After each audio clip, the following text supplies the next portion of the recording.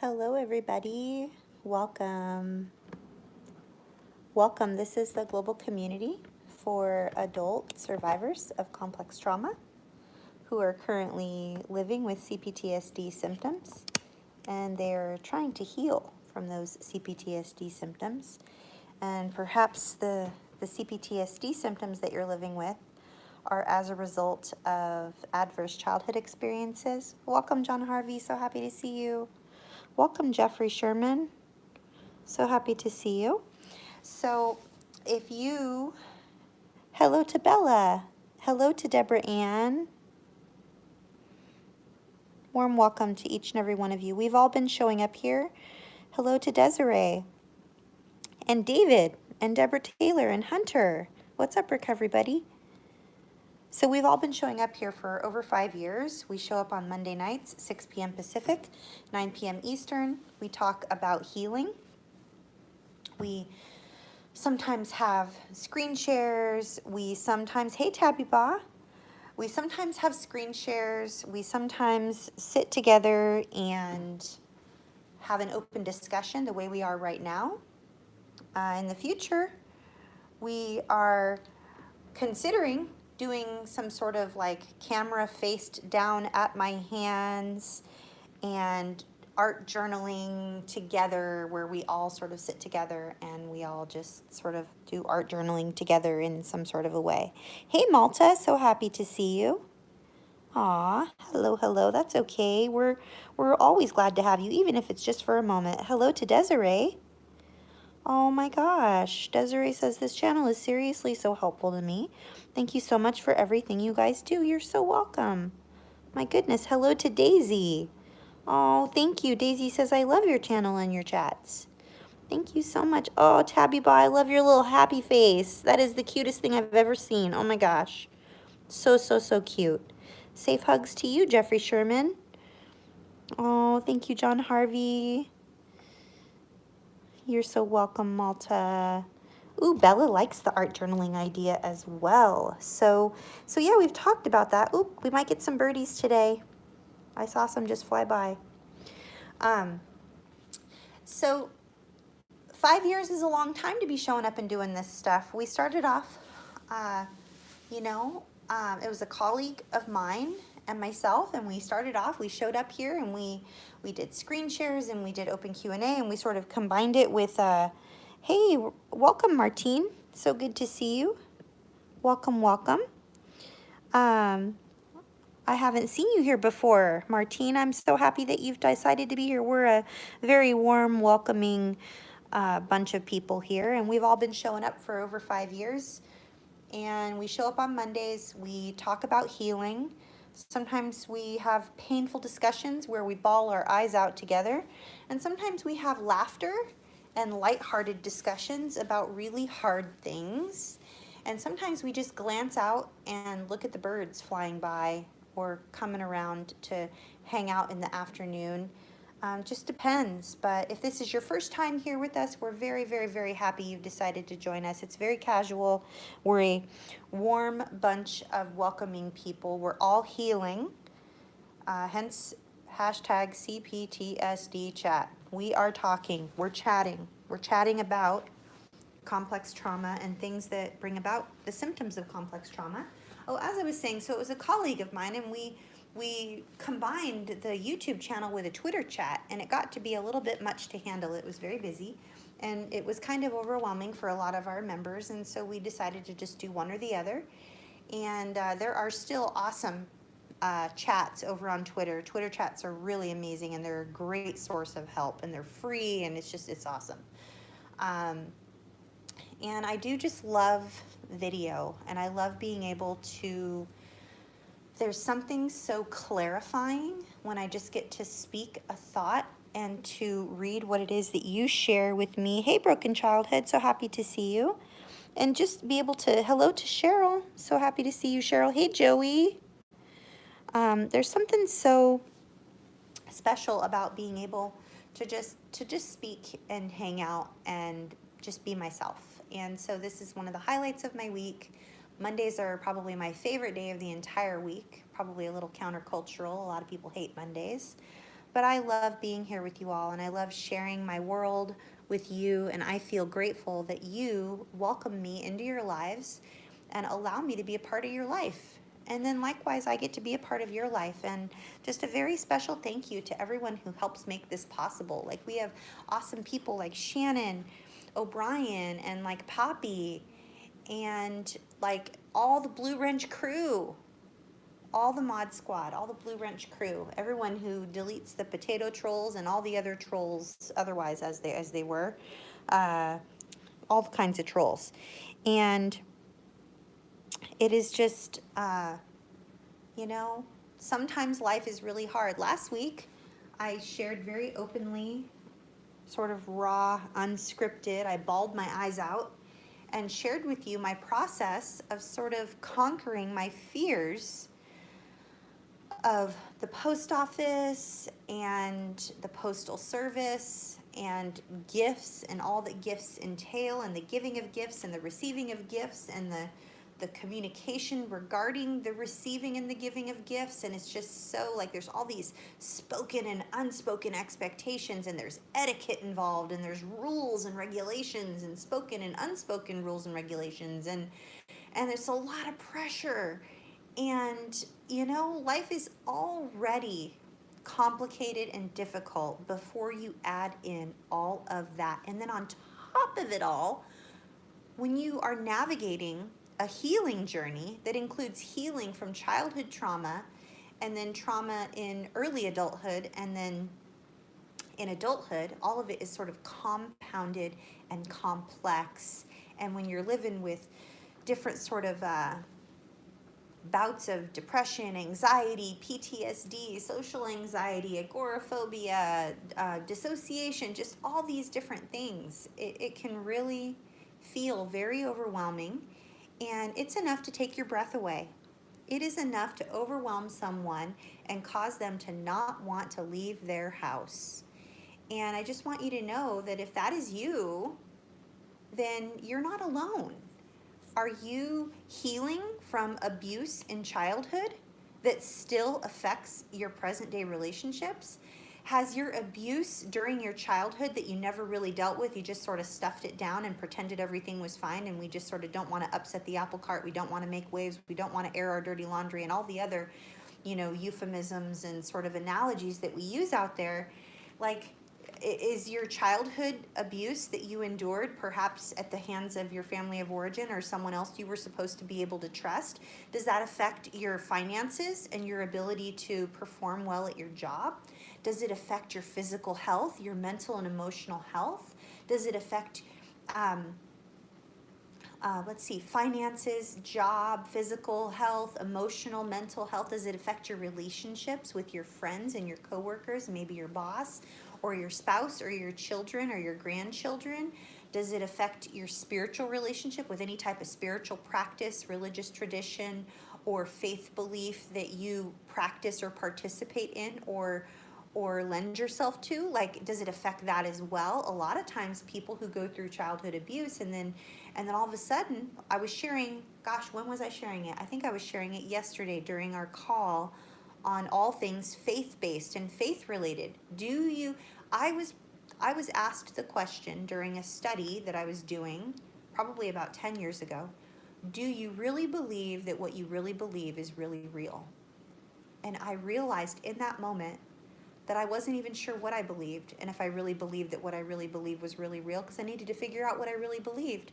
And then once I realize if I really believe what I really believe is really real, then I go back to the, well, if who I believe in is really who I believe they are, and their character is who I think it is, then where were they when I was being abused and exploited and neglected and traumatized over and over and over and over for long periods of time, and I was unable to get away from that? And like, why? It's so senseless, and it is just so traumatizing to think about. So if your childhood trauma has affected your finances, your occupation, your relationships, your physical health, your mental and emotional well-being, your spiritual health, I mean, has it affected your relationship with your body?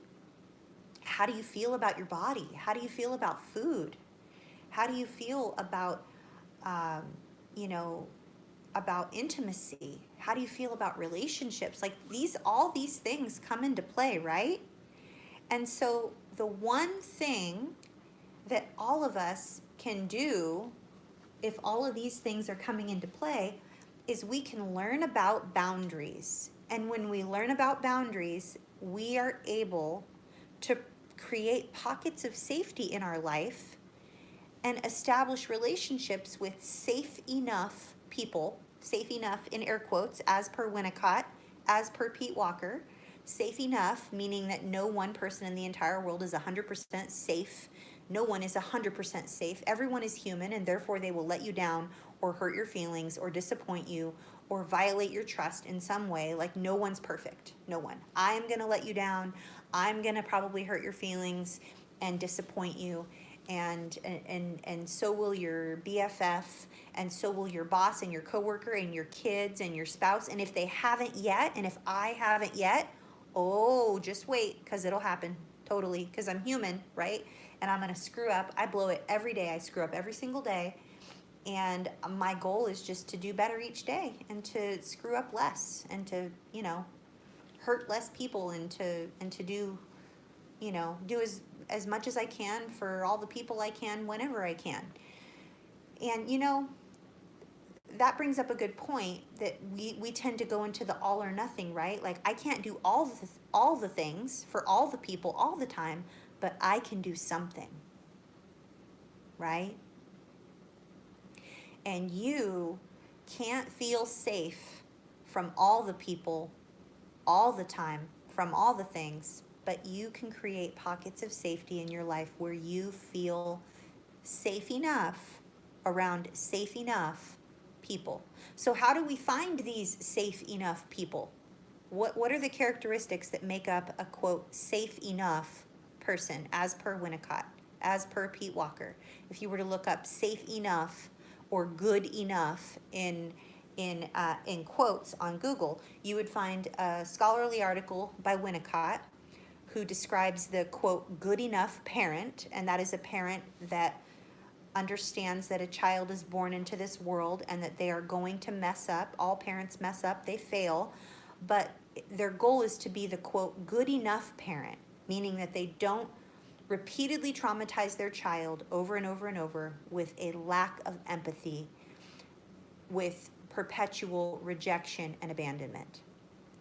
Children will remember rejection, and children will remember abandonment, and children will be adversely affected by neglect and by a lack of attunement, especially if it is perpetually over and over for long periods of time.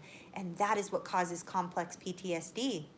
It's interpersonal abuse or neglect where the person who is experiencing it, that be you and me, right? Because we're the ones that are here trying to figure out how to feel better. We are unable to get away from it. It's someone we were supposed to be able to trust, and we're unable to get away from it. And so the trauma is interpersonal in nature. It happens over and over a long period of time, and we're unable to get away from it. And so the, quote, good enough parent, as per Winnicott, as per Pete Walker, we're going to apply that same term to safe people. There are no, quote, safe people in the world. There are only, in my opinion, safe enough people. Just as Winnicott talks about, there are no good parents. There are only good enough. The good enough mother, the good enough parent. So we're going to look at safe enough people. I'm going to go find my handy dandy red list, my little red piece of paper that I've been carrying around for almost 14 years now, and it's served me very well. And I don't know how many of these videos we've referred to that red piece of paper. I got to go find it though. I think I was cleaning and organizing and I somehow put it away. So I'm going to go find it. We're going to pause for just a moment. And if you all haven't seen Poppy yet, say hi to Poppy. I think Poppy's here, or she will be here soon. And you all should have some crisis information. If you are in crisis, this is not crisis care. We want you to be able to reach out to people who can help you if you're in crisis. This is just a place to come and to hang out in a quote safe enough environment where you can feel seen and heard and accepted, and we warmly welcome you and all of your needs, spoken and unspoken. And this is a safe environment where no one is allowed to bully you or exploit you or harm you, because they will be deleted and they will never be welcomed back. So there. I am going to go find my list of my safe people traits. I will be right back in just a moment.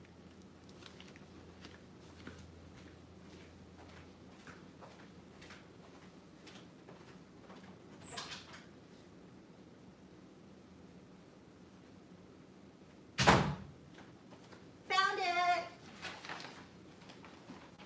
Let me get some water. Hold on one sec.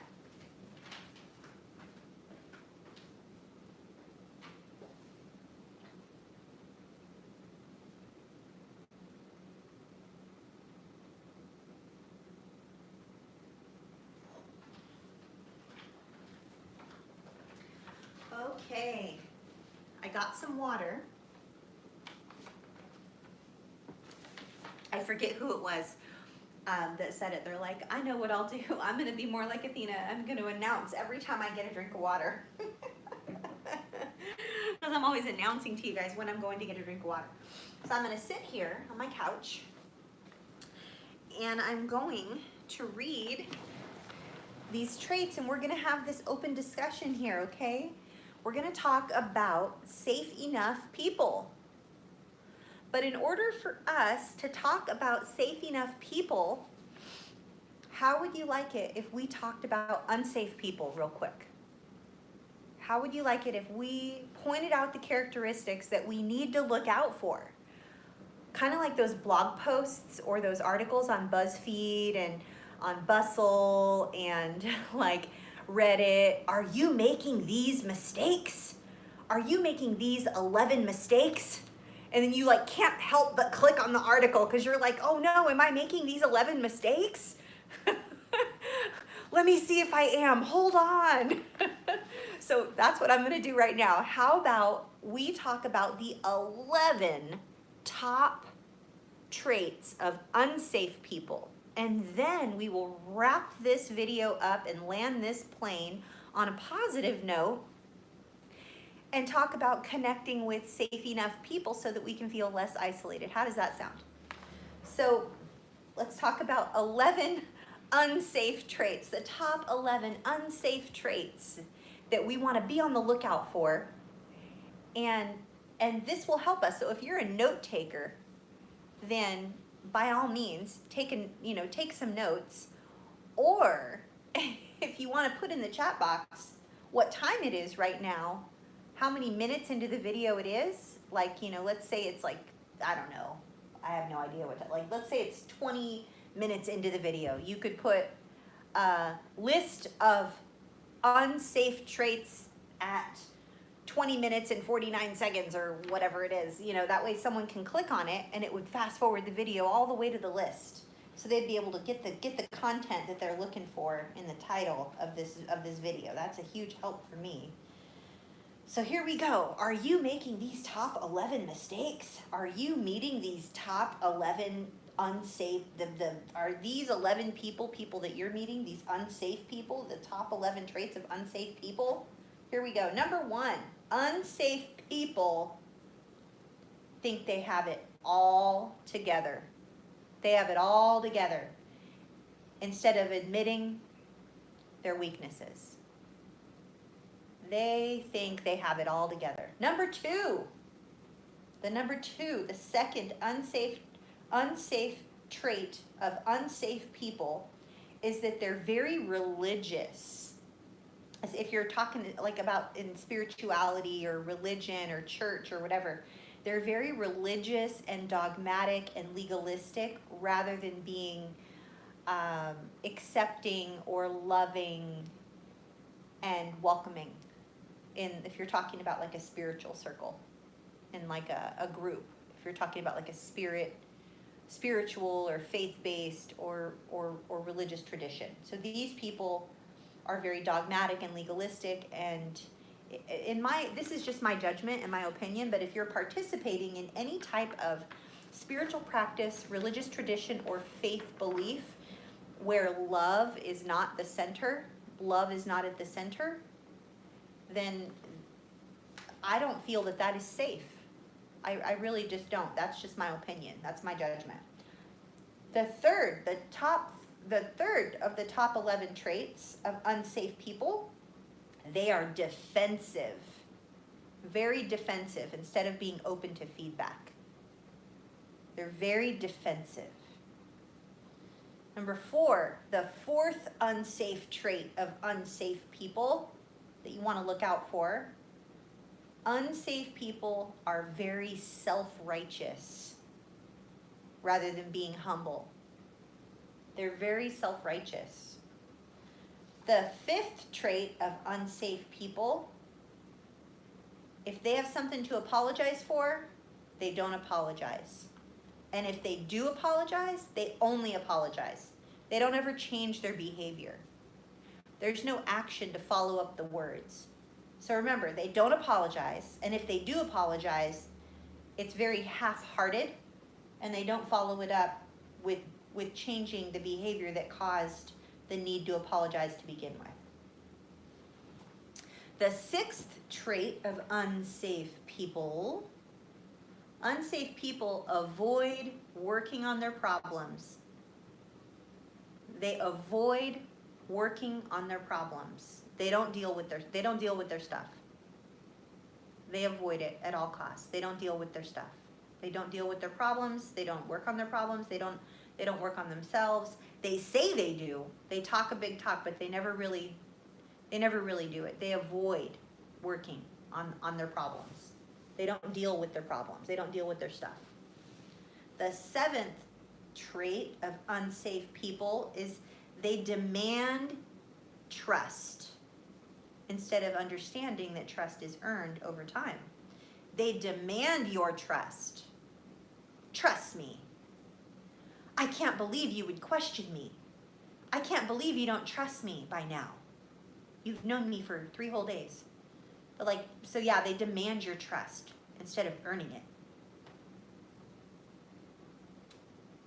And they don't even leave space for the fact that trust is earned over a long period of time. It's not demanded up front or something that happens automatically, right? The number 8 unsafe trait of unsafe people, they believe they are perfect. They believe they're perfect. And they don't ever admit their faults. They don't ever admit that they're wrong or that they have anything wrong with them. They never admit their faults. Nothing's ever their fault. It's always someone else's fault. And they believe they are perfect. Okay?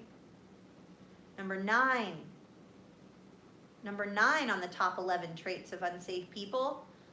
Unsafe people blame others instead of taking responsibility. Here's an example. It's never their fault.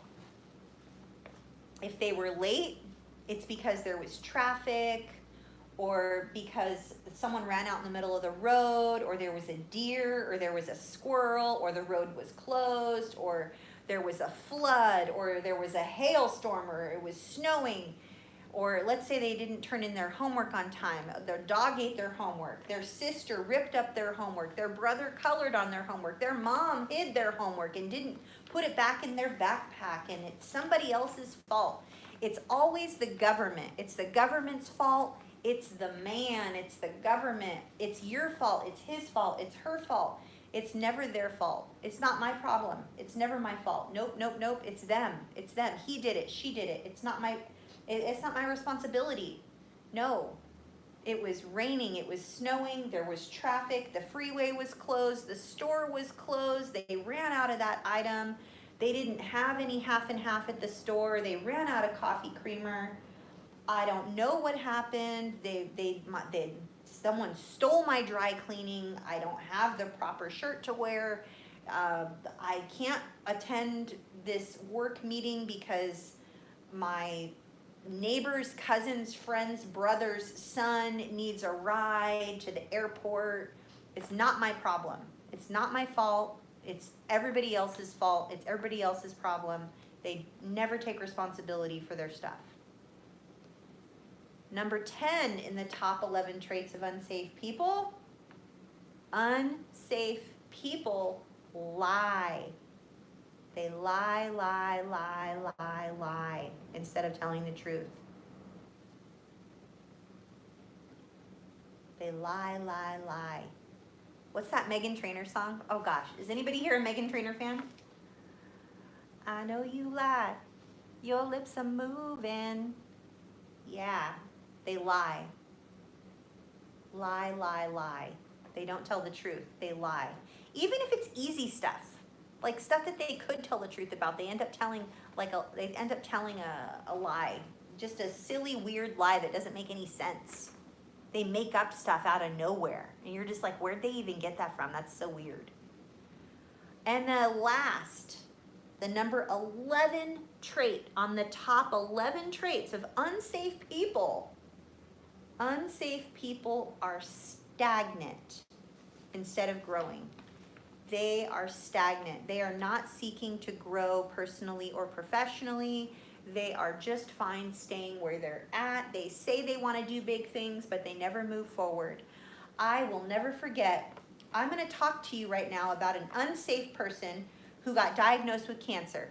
You know what they wanted to do? Oh, they wanted to, not only were they going to beat cancer without doing chemo, they wanted to beat cancer by going on a vegan diet. They were going to go vegan. They were going to go raw vegan to kill the cancer.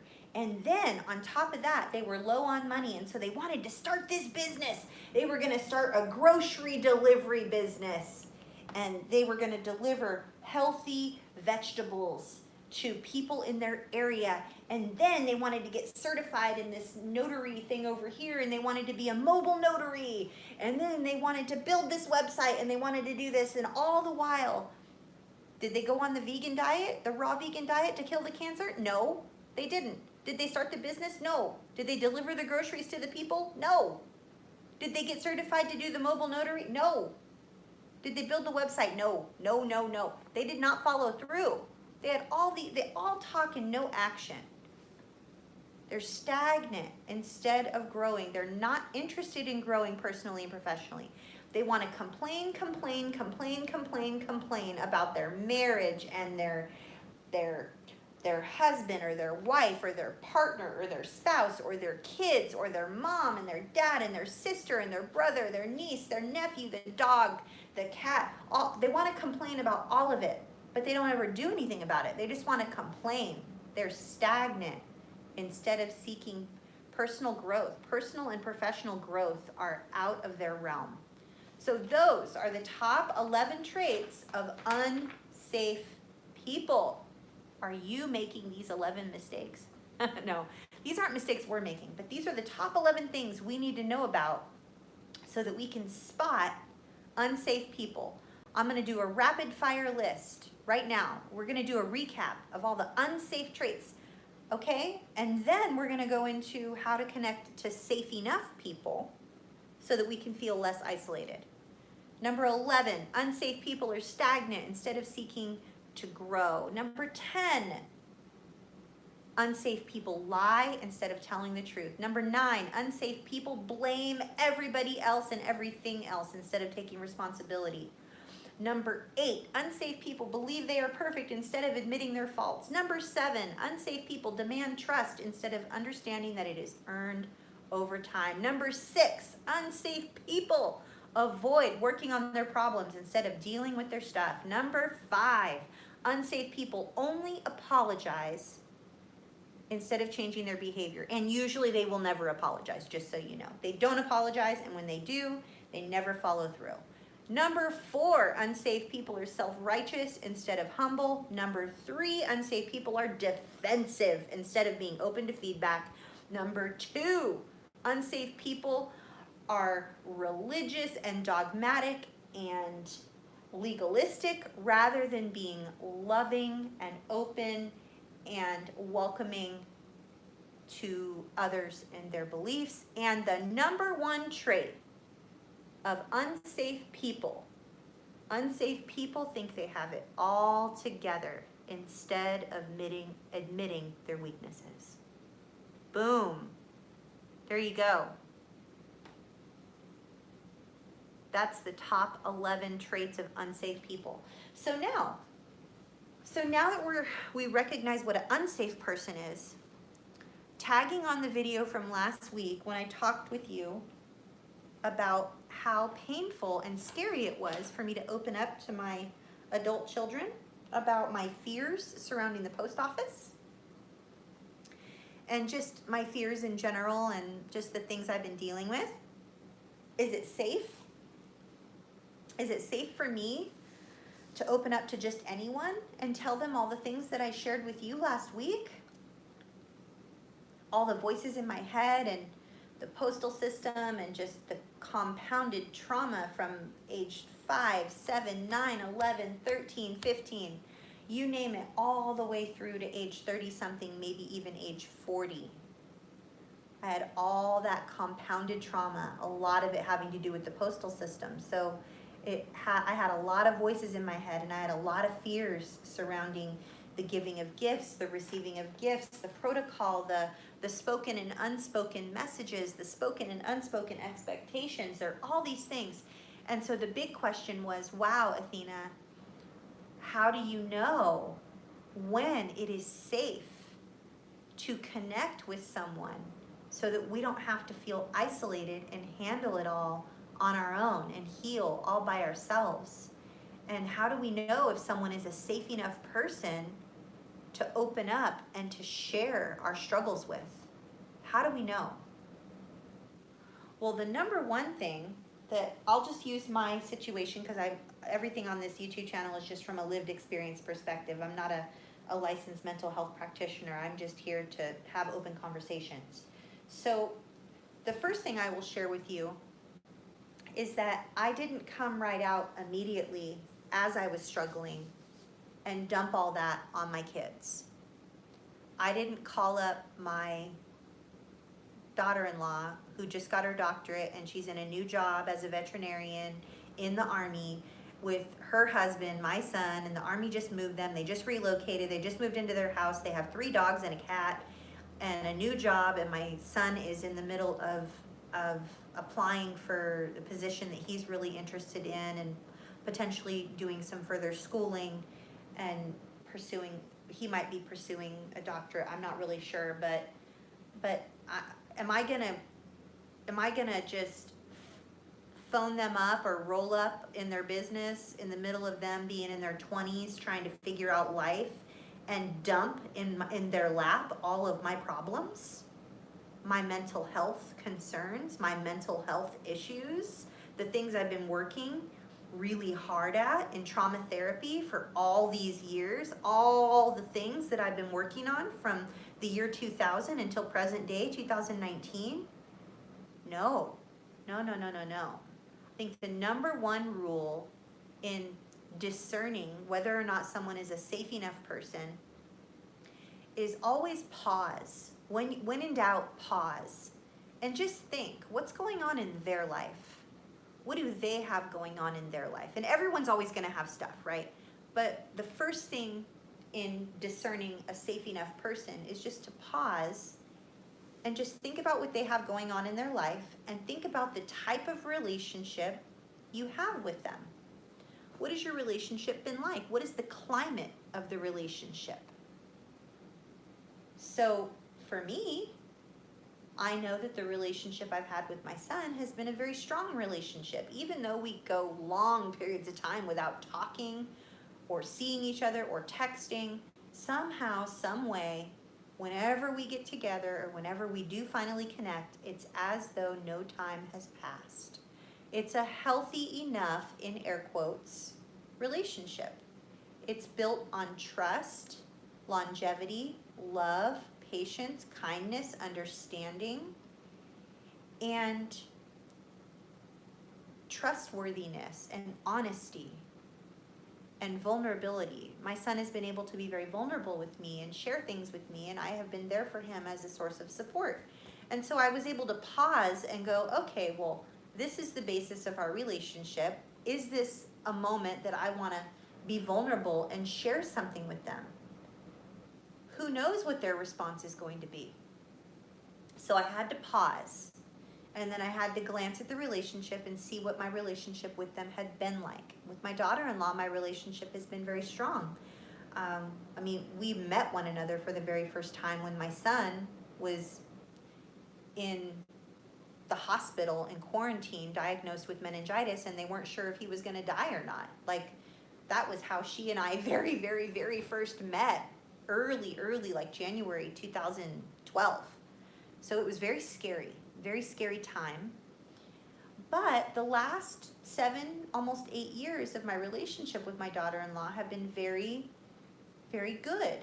Now notice I'm not opening up about all of my mental health struggles with someone I just met. Unless, of course, they're a helping professional and I have decided that they are a helping professional that I can trust, that I feel like reaching out to and connecting with and asking questions to, and I feel safe enough opening up and being vulnerable. And it's a relationship where they are the practitioner and I am the patient, right? Then of course I'm not going to have maybe known them for 8, 9, 10 years or 20 years or whatever like that. But one of the things that it's important to look at when we're thinking about connecting with safe enough people so we can feel less isolated is we don't emotionally and verbally vomit all over them when we very first meet them. That is to be considered a lack of boundaries. I'm raising my hand over here. I am not proud to admit, but I have on more than one occasion emotionally and verbally vomited all over someone that I barely knew about all the things, my whole life story and all the things I've been through and all the things. Like, it is just so strange that that is something that I would do, because it's just not something that I would consider doing right now. But I've definitely done it, right? But that was, I think, before I knew what a boundary was, and I was still in a very traumatized state, and I was desperate for connection, and, we live and learn. I was not always met with understanding and grace and kindness and patience and love. I was met with, shock or dismissal or invalidation or denial, and it was so painful and re-traumatizing for me. So it's important that we do not emotionally and verbally vomit all over people we barely know, unless, of course, it is a trauma-informed practitioner that we have decided is safe enough and we want to become their patient. So looking at the relationship, look at the landscape of the relationship, consider what other people are going through, and just know, I think one of the biggest things about not feeling so isolated and being able to tell if you are able to cultivate a safe enough relationship is just knowing what safe people look like. So if we were to reverse engineer that list that we had earlier, the top 11 traits of unsafe people, if that were the case, then I'm going to go ahead and I am going to write down the character traits of what I'm looking at, and I'm going to think of a person that I want to share with and that I want to maybe connect with, and I'm going to see how many of these traits that I'm going to say right now that they exude these characteristics, or I've recognized these characteristics in this person. So as I say these things, you're going to picture someone in your mind. You're going to picture someone right now. If you want to close your eyes and picture someone that you think you might want to connect with. Now, you're a complex trauma survivor. Otherwise, you would not be here hanging out with us, watching this video, or listening to this discussion. And so therefore, since you are a complex trauma survivor or you're living with CPTSD symptoms, the thought of connecting with another human being is probably pretty terrifying. And at the same time, you're craving connection because you don't want to feel all alone. So you feel isolated and unsafe and terrified at the same time. That is a very, very, very common feeling for anyone living with CPTSD symptoms. It is similar to having your foot on the accelerator in a car and your foot on the brake at the exact same time. So the thought of you potentially connecting with another human could be terrifying. But close your eyes nonetheless if you want to. I invite you to close your eyes. You don't have to, but you only do what feels safe for you. And think of a person you might want to connect with.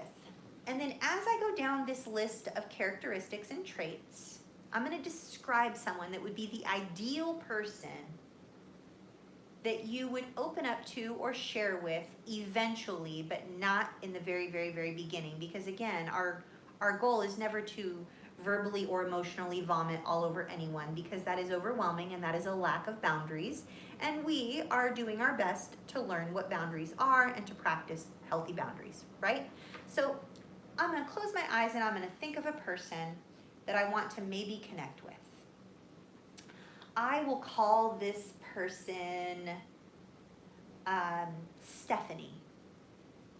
There we go, Stephanie. I want to connect with Stephanie. So Stephanie is a person that I've known for a while now. She's got a lot going on in her life, but she's a really loving, kind, and patient person, and she has healthy relationships. I noticed that the relationships that Stephanie has are relationships that she's had for a pretty long time. Like some of the people she knows, she's known since elementary school, or grammar school, middle school, high school, college. Some of the people that she's friends with, she's known for 10, 20, 30 years, just professionally. She has long-standing, long-term relationships. I know that Stephanie has been together with her partner for going on, gosh, almost, I think, going on 19 years now. Okay, so there's some longevity there. Stephanie lives a life that I respect. She has a considerable amount of joy, laughter, sense of humor. She's stable in her job, pretty stable in her job, and we have some similar likes and dislikes. We connect on a few different topics, and we tend to disagree on a few topics as well, but for the most part, we have a good mutual respect with one another. And so I'm thinking that maybe I want to connect with Stephanie and open up to her so I can feel less isolated. But I want to go through like a grid or like a list of things that I'm thinking, keeping in mind that list of unsafe characteristics, I want to look at the flip side of that and see how many safe characteristics Stephanie has. So I'm wondering, so what is Stephanie, where does Stephanie fall on the scale or on the spectrum of someone seeking personal and professional growth? Well, I know that Stephanie recently went and took an art class. It was something that was just sort of like, she wanted to learn how to paint. And then I noticed that she went to some fundraising event for a local charity, and she participated in a bake sale. And she was involved in some sort of community effort that she posted on Facebook. And so it seems like she's pretty open to personal and professional growth, and she's not stagnant, right? Because that was the unsafe characteristic. So she's open, and she's a person that is growing as a human being. She's growing as a human being, and she practices human kindness. So she ticks that box. So the next thing I would look for is I would think, so I've known Stephanie for a while now, and she doesn't really seem like the type of person that tells lies. Like, she seems to be a pretty honest person. In fact, sometimes Stephanie is brutally honest. Like, to the point where you're like, oh my gosh, like, you could just butter me up just a little bit. You don't got to tell it to me so straight, my goodness. But she's a truth teller. So I respect that about Stephanie. There we go. She ticks that box. So where does Stephanie fall on the spectrum of taking responsibility for her own actions? Well, I know for a fact that several years back, Stephanie shared with me in confidence that she was in therapy, that she actually did a little bit of therapy. I think it was for about a year that she went to a therapist, and she was working on some stuff. And so to me, that shows that she's taking responsibility for her stuff. She's not blaming people. Like, she could blame a million different people for a million different things, but she's taking responsibility for some stuff. So she ticks that box. So let me think now where Stephanie falls on the spectrum of admitting her faults. Like, if she's wrong about something, is she quick to admit that she's wrong? Or is she one of those types of people that needs to, like prove that she's right about everything? Well, if we're all being honest, she's kind of the type of person that needs to be right, like all the time. In fact, it's something she kind of prides herself in. So, she doesn't really tick that box. She's kind of one of those people that she doesn't believe that she's perfect, but she does strive to be right all the time. So, so no one's perfect. She might still fall under the category of safe enough, right? Sounds like Stephanie's falling under the category of safe enough. So that's cool. I'm gonna move on and I'm gonna see where Stephanie falls in the on the spectrum, or on the, like, where does she fall in the gradient of someone who's like demanding of my trust? Or is she the type of person that understands that like trust is earned over time? I'm thinking right now that I remember Stephanie talking about some situations, and she's definitely the type of person that understands that trust is earned, which is evident in the fact that she has a lot of relationships from people from grammar school, middle school, high school, college, and that she's had for decades. Like, trust is earned over time, and she values humans. She values human relationship, and she values friendships. She values relationships a lot. So she ticks that box for me. So, where does Stephanie fall on the category of working on her problems and dealing with her stuff if she ever has problems or has stuff? And I can honestly say that it's like a quick fix sort of a thing. Like, I can recall some things coming up in Stephanie's life where she was just like, you know what, this needs to be done, boom, I'm getting it done, I'm taking care of it. Like, for instance, like an unsafe quality would be someone who avoids working on their problems or avoids working on things that come up and like dealing with their issues, and instead of like, taking care of it quickly. So for instance, I remember one time Stephanie had a situation come up and it was a cancer scare. And she didn't put it off.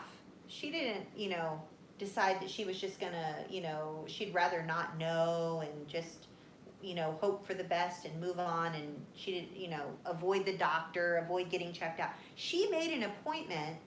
She called the next day and made an appointment for the following week. And they ended up fitting her in early, and she got screened for cancer, and ended up coming to find out that she needed to have some things removed. Like there was a couple of benign tumors, and one that was actually a cancerous tumor, and she had to have it removed.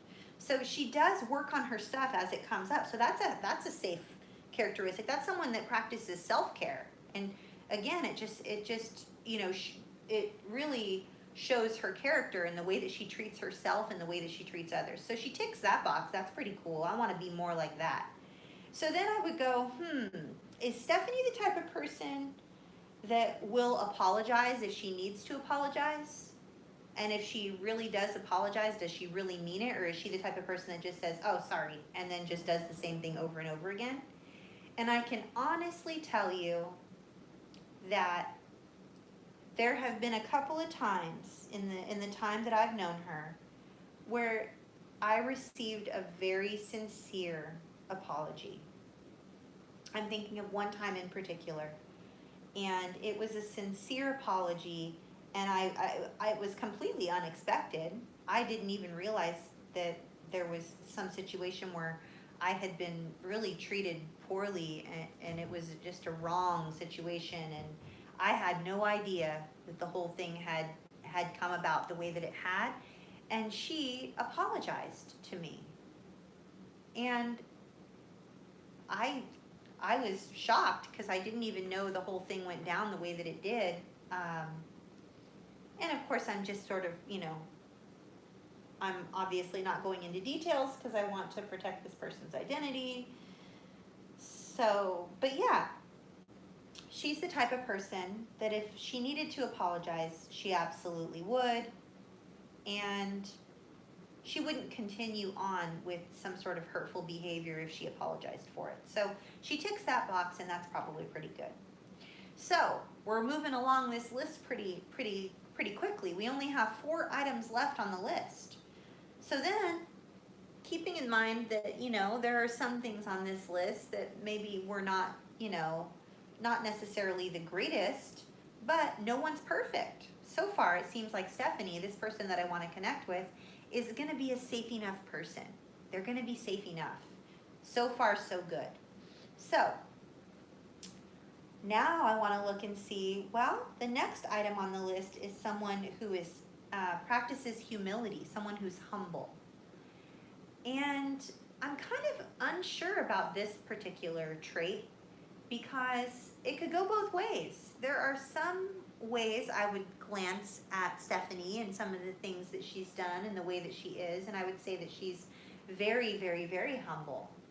Almost to a fault. Like, wow, like, you could take credit for some stuff. Like, you don't need to, be so humble about that. And then there are other times when I'm like, is that really humility, or is that more of like a false humility? Like, is that like self-deprecating almost? But as I sit here and I think about it, I think that for the most part, she's a pretty humble person. So that's a safe characteristic. So I'm going to move on with the list, continuing with the possibility of connecting with Stephanie, so that I don't have to feel so isolated all the time, right? So one of the last characteristics is Stephanie the type of person who's open to feedback?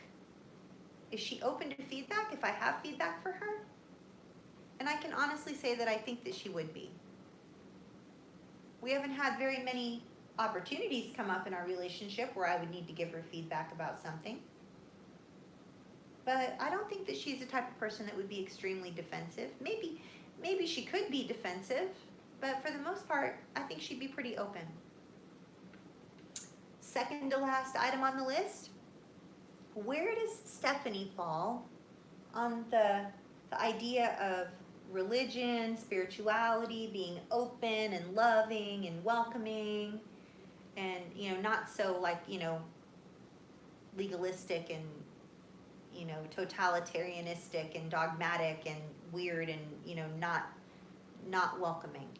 And I know for fact that Stephanie and I have very, very, very different spiritual beliefs, and yet we both have such a deep mutual respect for one another that it's never been an issue.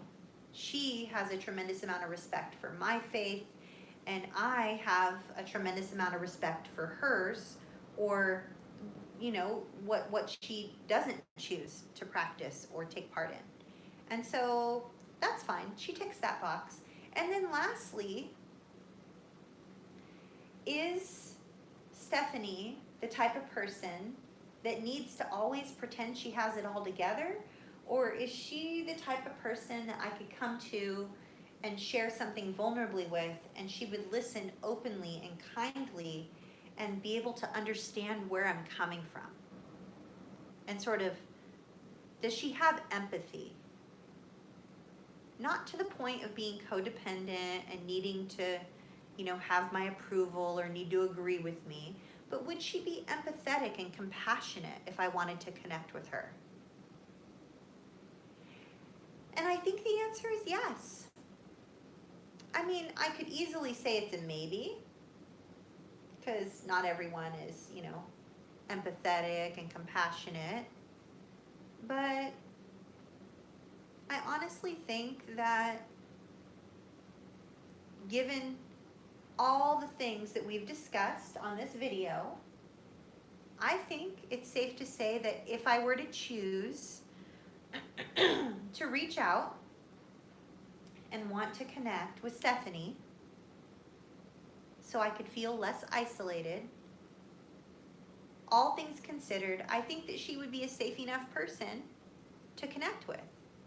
But I hope this video has been something that is helpful for you, where you have a little bit of an idea of what you might want to ask yourself or consider if you're going to decide if you want to possibly connect with another person. So, what do you think? Has this been helpful for you at all?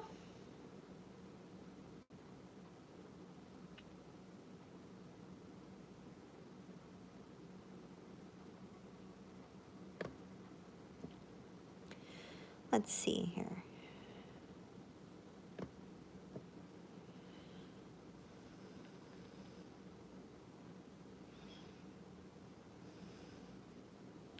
Hey, Kira.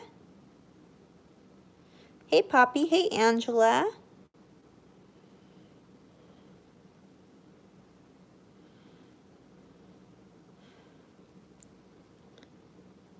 Hey, JJ.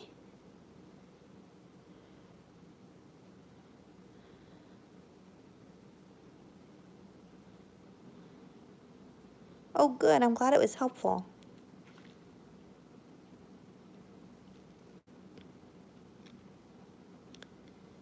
Oh, I'm so glad. Yes, I agree with Martine. Martine says, I feel like it could be harder for men to share sometimes, but it is cathartic for me. I think so too. Yeah.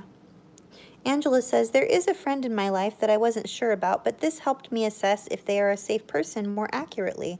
Oh, I'm so glad. I'm so glad, Angela. Hey, Coda Shoshona. Coda says, very, very helpful. I'm so glad. Kira says, yes, Athena was a great example. Oh, thank you. I'm glad I read it okay. I was referring to a list for sure, but Stephanie's a real person.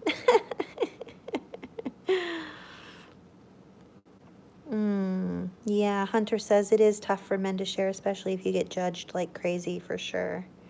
Tabby Boss says, yes, it's helpful, but it's hard to do, for sure. Oh, thanks, Lance. Lance says, always helpful. Yeah, I'm so glad. Yeah, John Harvey says some men are taught to keep their feelings to themselves. You know, you guys, on the website, cptsdfoundation.org, we did a whole series of articles in the month of October for men. Hey, Janie, great to have you here with us. Yes, this is all very, very, very hard. Not easy. But we did an entire series on men.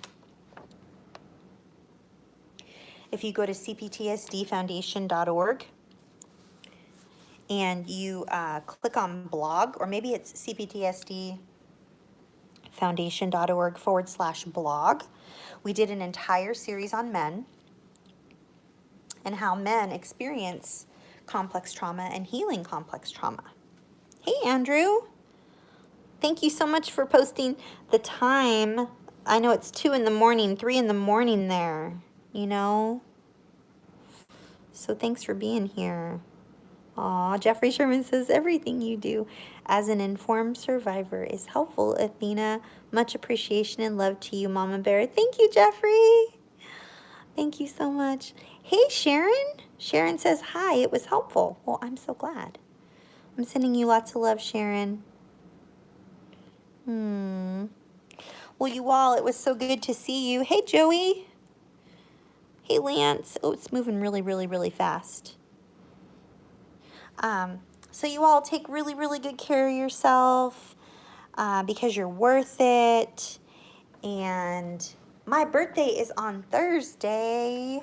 So by the time I see you next Monday, I will be 1 year older. I will be 46. Can you believe it? My goodness. I will be 46 by the time I see you all next week. Be brave, everybody. Take extra good, special, kind, and gentle care of yourselves because you're worth it. And I will see you all next week.